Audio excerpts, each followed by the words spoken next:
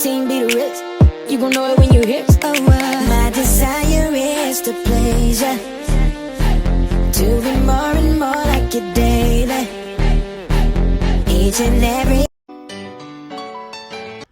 Yo, what's going on, guys? If you're new to the channel, go ahead and hit that subscribe button, like this video, turn on post notifications, do what you have to do. But as you can see by the title, you know that we're about to get into some NBA hot topics.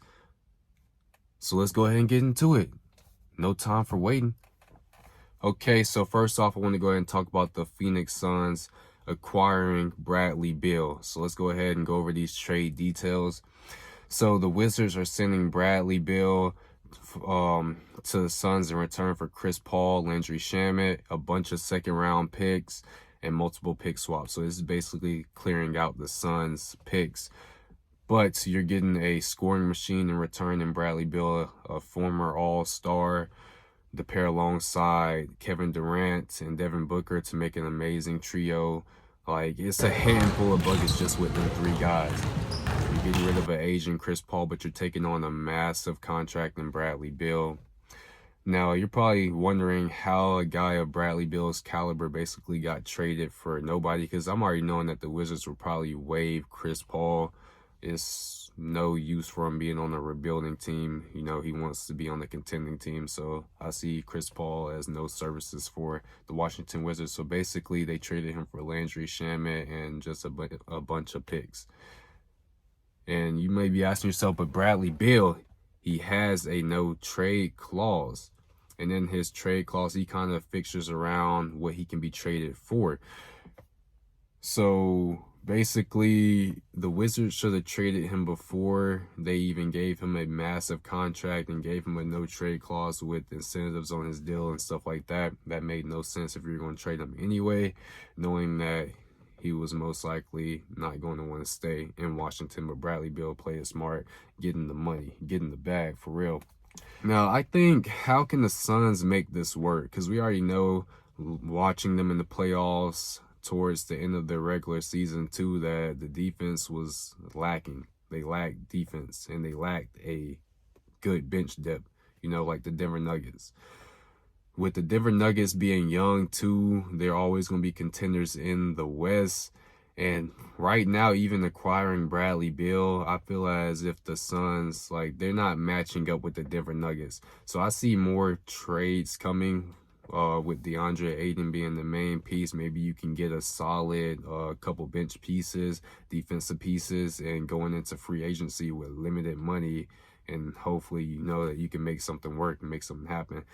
Because I still say that, well, the window has gotten bigger. I would say that. Keep Chris Paul, the window is smaller, but the window has gotten bigger probably by like a year. I give them 3 years with this team, Durant, Booker, and Beal as a trio. If they don't win a championship in them 3 years, it's wraps for that trio. Now, speaking on Denver, the Denver Nuggets won their first ever championship. Now, even though I wasn't pulling for them in the playoffs, as being an NBA fan, I love seeing history, man. I love, you know, being able to be a part of the history, if that, you know what I mean? Being able to see these things transpire, you know, it's very cool. For the ones that don't pay attention to the NBA that much, the Denver Nuggets, they got them boys out of there. The Miami Heat, they got them out of there in 5 games. Grateful I am to be able to compete with these guys. You know, you never know what the team's gonna look like next year or the year after that. I'm just grateful. I learned so much. They taught me so much, and I wish I could have got it done for these guys, because they definitely deserve it. But the one thing that I'm gonna take from it is how grateful I am to be able to compete with them.